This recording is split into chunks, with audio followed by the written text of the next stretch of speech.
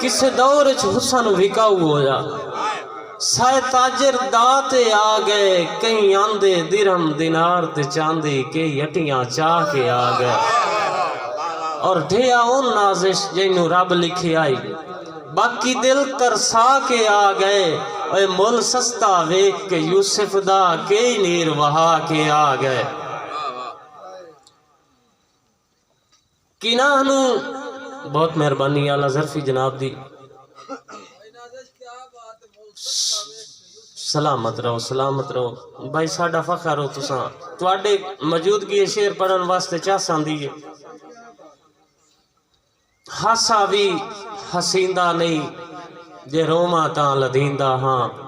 मर तनवीर परवाना साहब हासा भी हसींदा नहीं जे रोमा ता लदींदा हाँ ओदे नामे दी तस्बीह मैं परोवा ता लदींदा हाँ जे ना वेखा ओदी सूरत तनाजिश दे गुजरदा नहीं ओदी रामा ते मजनू बन खलोवा ता लदींदा हाँ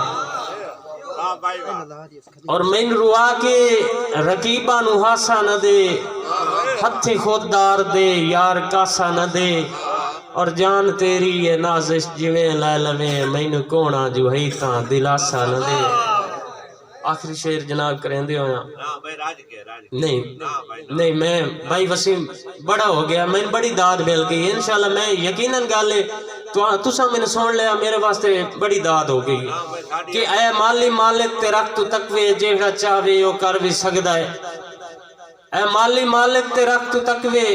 जेड़ा चाहे वो कर भी सकदा है बाग तेरा सुका भी सकदा है ते नाल फुल्लां दे भर भी सकदा है